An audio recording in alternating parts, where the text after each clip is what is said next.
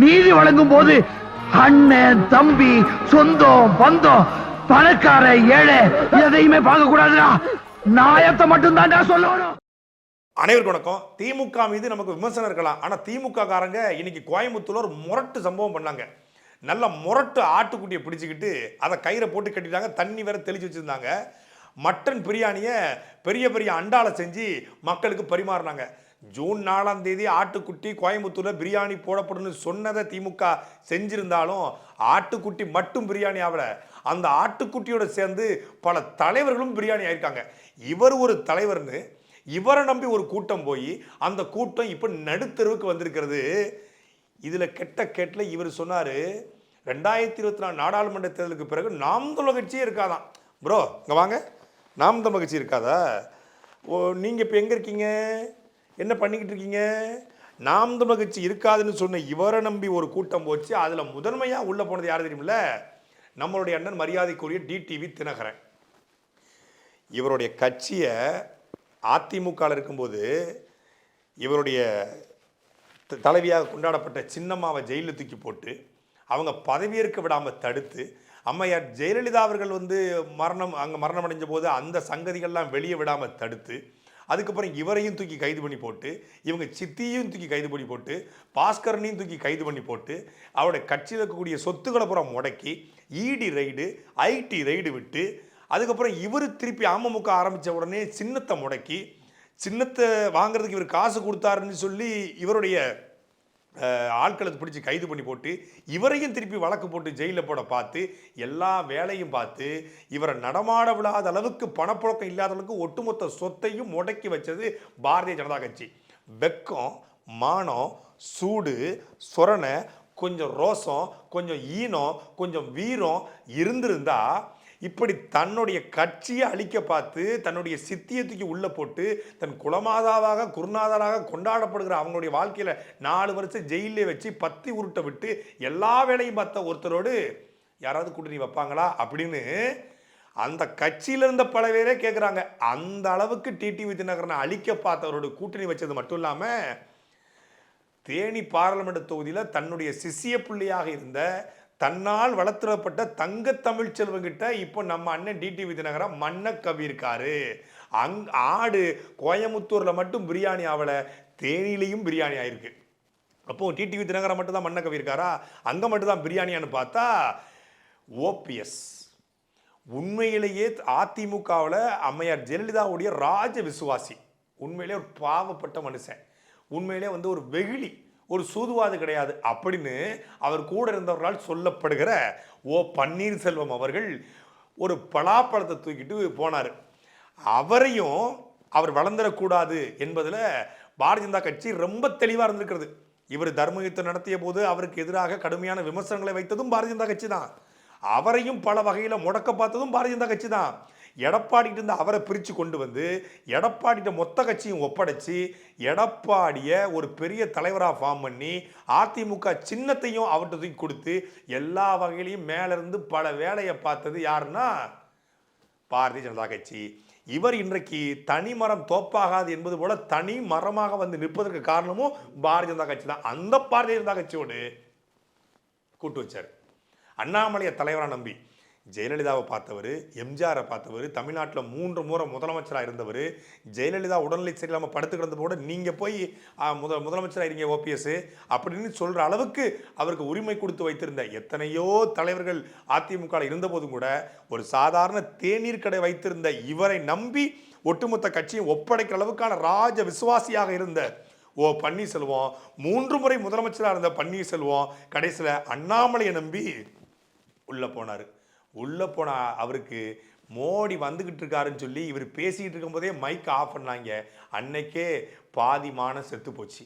கொஞ்ச நெஞ்ச இருந்த மானத்தையும் இப்போ நவாஸ் கனி நிப்பாட்டி தோல்வியடைய வைத்து மீத மானத்தையும் போயிருக்க வச்சுருக்காங்க. பலாப்பழம் ராமநாதபுரத்தில் புழக்கப்பட்டிருக்கிறது. அதே போல தான் தேவநாதன் யாதவ் உண்மையிலே ஒரு சமூகத்துக்காக கட்சி கட்டி ஒரு தொலைக்காட்சி நடத்தி அதை போயிட்டு பாரதிய ஜனதா கட்சியோட கூட்டணி வச்சு மதுரையில் நின்னா நம்ம ஆளுங்க ஓட்டு அதிகமாக இருக்குது, அங்கே ஜெயிச்சிடலாம் அப்படின்னு மதுரையை குறி வச்சாப்புல. மதுரை தான் எனக்கு வேணுங்க அப்படின்னு ராம சீனிவாசன்னாப்ல நீங்கள் திருச்சிக்கு போங்க அப்படின்னு ராம சீனிவாசனை சொல்ல, திருச்சியெல்லாம் செட் ஆகாதுங்க, நான் இங்கே தான் நிற்பேன், எனக்கு எங்கள் ஆளுங்க ஓட்டு இங்கே தான் இருக்குது அப்படின்னு அவர் சொல்ல, சரி வேறு வழி இல்லை நம்ம போயிட்டு சிவகங்கையில் நிற்போம், ஏதோ ஒன்று கிடைக்கட்டும் அப்படின்னு சிவகங்கையில் போய் நின்னாரு. அங்கேயும் கம்யூனிட்டி ஓட்டு வரும்னு நம்பினாரு. வாக்குகள் குறைந்தபட்சம் வாங்கியிருக்காரு. ஆனால் ஜெயிச்சிடலாம் அப்படின்னு நம்பிக்கை இருந்த தேவநாதன் யாதவ் இந்த தேர்தலில் படுதோல்வி அடைந்திருக்கிறார். அவருடைய அரசியல் வாழ்க்கையும் இனி அடுத்து கேள்விக்குறியாக மாறி இருக்கிறது. ஏன்னா அவர் ஒரு கட்சி, ஒரு கம்யூனிட்டி கட்சி, அது வெல்லுமா தோற்குமா, அது ப்ராக்ரெசிவாக போகுமா அப்படின்னு தெரியாது. அப்போ அண்ணாமலை நம்பி அவரும் சோழி முடிஞ்சிருக்கிறது. சிவகங்கையிலும் பிரியாணி போடப்பட்டிருக்கிறது. அது பக்கம் போனோம்னா மரியாதைக்குரிய அண்ணன் ஜான் பாண்டியன் ஒரு கம்யூனிட்டி தலைவராக இருந்தாலும் கூட குறைந்தபட்ச தமிழ் பற்று கொண்டவர். ஈழத்தமிழர் பிரச்சனையாக இருக்கட்டும், காவிரி சிக்கலாக இருக்கட்டும், முல்லை பெரியார் பிரச்சனையாக இருக்கட்டும், நீட்டாக இருக்கட்டும், திராவிடத்தை கடுமையான விமர்சனங்களை வைக்கக்கூடியவர். பெரியார் அண்ணா கோட்பாட்டின் மீதே பல கேள்விகளை கேட்கக்கூடியவர். பெரியாரால் தான் நாங்கள் படித்தோமா, நாங்கள் படித்ததெல்லாம் பெரியாரால் ஒன்றும் இல்லை, பெரியாரால் நாங்கள் படித்தோம்னா பக்கத்தில் இருக்க கேரளாவில் எவன் படிக்க வச்சது அப்படின்னு கடுமையான கேள்விகளை திராவிடத்தை நோக்கி முன்வைக்கக்கூடியவர் அண்ணன் ஜான் பாண்டியன் அவர்கள். அவருக்குன்னு ஒரு பெரும் கூட்டம் இருக்குது, ஒரு கிரேஸான லீடரு. ஆனால் அவரை தென்காசி தொகுதியில் வம்படியாக கொண்டு நிப்பாட்டி அவருக்கு சரியான முறையில் பாரதிய ஜனதா கட்சி வேலையும் பார்க்கல. பாரதிய ஜனதா கட்சியில் இருந்த குறிப்பிட்ட சமூக தலைவர்களும் அவரை பெரிய லெவலில் அவர் கூட போய் நிற்கல அப்படின்னு சொல்கிறாங்க. அவரும் தோல்வியை தழுவிருக்காரு. அவருடைய தோல்விக்கு முழுமையான பொறுப்பேற்க வேண்டியது அண்ணாமலை. அண்ணாமலை என்ற ஒருத்தரை நம்பி போய் பல தலைமைகள் கீழே விழுந்துருச்சு.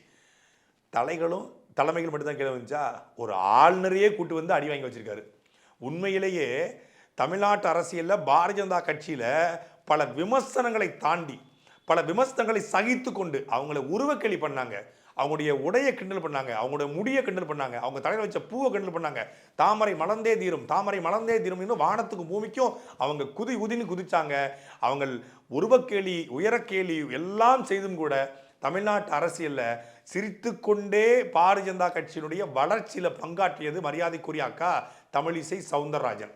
ஒரு மருத்துவராக இருந்து உண்மையிலே மிகச்சிறந்த தமிழ் பற்று கொண்ட குடும்பத்தில் பிறந்து அவங்க தூய தமிழில் பேசக்கூடியவங்க. பாரதிய ஜனதா கட்சியில் ஒரு வித்தியாசமான ஒரு ஆள். அவங்க ஆளுநராக போய் நல்லதோ கெட்டதோ தப்போ சரியோ ஆளுநராக ஒரு ஆந்திராவில் போய் அங்கே இருக்க மக்களை சகித்து கொண்டு அங்கே அந்த உணர்வோடு படித்து கொண்டு தமிழிசைன்னு பேர் வச்சுக்கிட்டு தெலுங்கானாவுடைய ஆளுநராக இருந்து அங்கே போயிட்டு ஒரு பெரிய ஆட்டத்தை போட்டவங்க, பெரிய ஒரு வேலையை காட்டினவங்க. அப்படிப்பட்ட ஒருத்தங்களை ஆளுநராகவே நீடிக்க வச்சு அவங்க வாழ்க்கையில் கொஞ்சம் நல்ல பேர் வாங்க இருந்த நிலையில் ஆளுநராக நல்லதாக பண்ணிக்கிட்டு இருக்காங்க தமிழ்நாட்டை சேர்ந்த ஒரு பெண்மகள் அப்படின்னு எல்லாரும் பார்க்குற இந்த வேலையில் மீண்டும் ஆளுநர் பதவி ராஜினாமா பண்ணிட்டு வாங்க, உங்களை நான் ஜெயிக்க வைக்கிறேன்க்கா, உங்களை ஜெயிக்காமல் நான் ஓய மாட்டேன் அப்படின்னு சொல்லி தேரெழுத்து தெருவில் விட்டுருக்காரு அண்ணாமலை. இது எல்லாரையும் விட ஒருத்தர் இருக்கார்.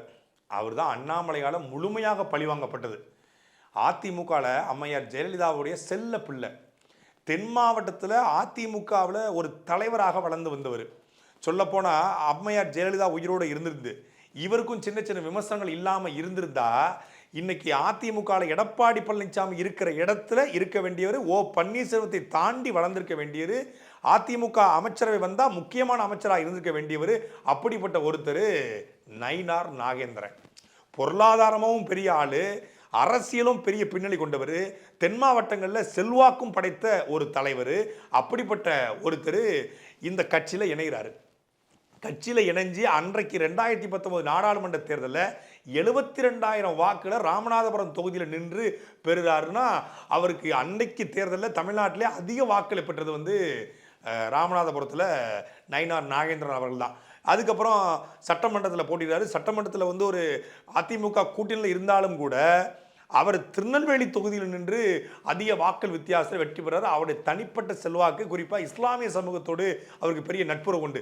பாரதிய ஜனதா கட்சியில் நயினார் நாகேந்திரன் இருந்தாலும் அவர் நேரடியாக கடுமையான விமர்சனங்களை திமுக மீது வைத்திருந்தாலும் திமுக கட்சிக்காரங்களே அவருக்கு ஓட்டு போட்டு கடந்த முறை ஜெயிக்க வச்சாங்க. அந்த அளவுக்கு ஒரு புரிந்துணர்வும் ஒரு பற்றும் ஒரு பாசமும் ஒரு அன்பும் அவர் மேலே இருந்தது. தனிப்பட்ட செல்வாக்கு.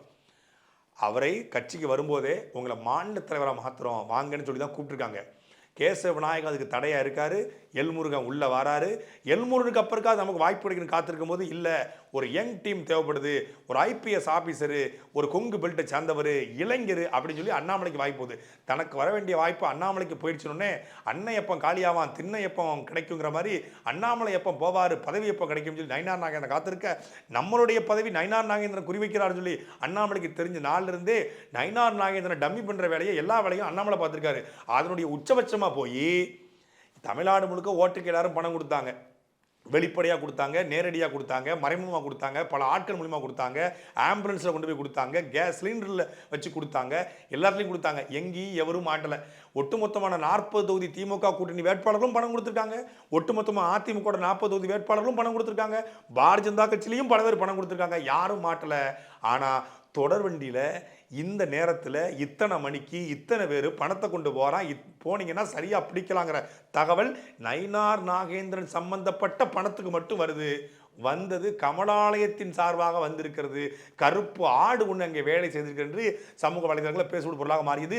நேரடியாகவே அண்ணாமலையுடைய ரோல் அதில் பெரிய ரோலாக இருந்திருக்கிறது. நயினார் நாகேந்திரன் மாட்டி விடணும்னு சொல்லி இன்னைக்கு நயினார் நாகேந்திரன் மிகப்பெரிய தோல்வியை தழுவதற்கு பின்னணியில் இருந்து அண்ணாமலை தான் வேலை பார்த்தார் அப்படின்னு சொல்லி பல பேர் குற்றச்சாட்டு வைக்கிறாங்க. நயினார் நாகேந்திரனையும் பிரியாணி போட்டிருக்காரு இந்த ஆடு. இன்னொருத்தர் மத்திய இணையமைச்சர். சத்தியமாக அவர் எந்த துறைக்கு இணையமைச்சரும் எனக்கு தெரியாதுங்க. பிஜேபியில் இருக்கிறவனுக்கே பல பேருக்கு தெரியாது. அவருக்கும் எஸ்கார்டு வேற. ஹோம் மினிஸ்டர் மத்திய அமைச்சர் வராரு அப்படிமாங்க. பெரிய இருக்கும். தமிழ்நாட்டில் சாதாரண கிராமத்திலிருந்து பிறந்த ஒருத்தரை மத்திய அமைச்சர் ஆக்கிட்டோம் அப்படின்னு சொல்லி கொண்டாடுவாங்க. அந்த மத்திய அமைச்சரை கூப்பிட்டு வந்து நீலகிரி தொகுதியை நிப்பாட்டி அவருக்கு இவராது பிரியாணி, அவர் கொத்து புரோட்டா வாங்கியிருக்காப்புல. சோகங்கள் என்னன்னா முகேஷை எங்களால் காப்பாற்ற முடியல அப்படின்னு ஒரு விளம்பரம் வரும். அதே மாதிரி சோகங்கள் என்னன்னா சரத்குமார் நினைச்சாதான் எனக்கு ரொம்ப பரிதாபமாக இருக்குது. நேற்று 65 வயசாவது மனுஷனுக்கு எங்கேயோ ஒரு அம்மன் கோயிலில் போயிட்டு பேர் பாடியாக உட்காந்து அங்க பிரச்சனை பண்ணியிருக்காப்புல. யோ பெரிய மனுஷனாயா நீ அப்படிங்கிற மாதிரி நாட்டாமைக்கு வந்த சோதனை இது. தன்னுடைய மனைவியை திடீர்னு 12 மணிக்கு எழுப்பினாராம். எழுப்பி ஏம்மா என்னங்க எனக்கு ரொம்ப டிஸ்டர்ப்டாக இருக்கேன், என்ன சொல்லுங்கள், எதுவும் டீ காஃபி போட்டு தரவா? அதெல்லாம் இல்லைம்மா, நம்ம நேராக போயிட்டு பாஜகவில் இணைஞ்சிருவோம் அப்படின்னா. எதுக்கு திடீர்னு முடிவு? இல்லை, நாட்டுக்கு நம்ம நல்லது பண்ணோம்னா அதான் செய்யணும். நாட்டுக்கு நல்லது பண்ணணும்னா ஒன்றே ஒன்று செய்யலாம், நீங்கள் 2 பேரும் நாட்டை விட்டு போயிடலாம். நாட்டுக்கு நல்லது பண்ணணும்னு சொல்லி பாரதிய ஜனதா கட்சியில் போய் இவர் சேர்ந்தாராம். அதுக்கெல்லாம் சேரலை. மரியாதைக்குரிய சரத்குமார் அவர்களுடைய மகள் வரலட்சுமி, அவருடைய உதவியாளர் ஒருத்தர் ஒரு போதைப்பொருள் கடத்தில் சிக்கிறாரு. அதில் என்ஐஏ சம்மந்தப்பட்ட வழக்காக மாறுகிறது. அந்த விசாரணை வளையத்துக்குள்ளே வரலட்சுமி வந்துடுறாங்க. அந்த விசாரணை வளையத்திலிருந்து வரலட்சுமியை காப்பாற்றணும்னா மேலிடத்துடைய இது தேவைப்படுகிறது. மேலிடம் யார்? அவங்க தான். அவங்க சொன்னாதான் நடக்கும். மகளை காப்பாற்றணும், மகளையும் உதவியாளரை காப்பாற்றணும், வழக்கிலேருந்து தப்பிக்கணும். ஒரே வழி, கட்சியை கூட்டு கலைச்சிரு. தேவநாதன் யாதவ், டிடிவி தினகரன், ஓபிஎஸ் இவங்களாவது தனித்தனி இயக்கங்களில் பிஜேபி கூட்டி வச்சாங்க. ஆனால் உலகத்திலே கட்சியவே கலைக்கிறேன்டா, கட்சியை கலைச்சிட்டு மொத்தமாக வந்து சேர்றேன்டானாங்க. ஆமாம், நீ யார் கட்சியை கலைக்க? நீ கட்சியவே கலைச்சிருக்கலாம், உங்கள் மனைவியை கொண்டு போய் சேர்த்துக்கலாம். ஆனால் நாங்கள் பிஜேபிக்கு ஓட்டு போட மாட்டோம்.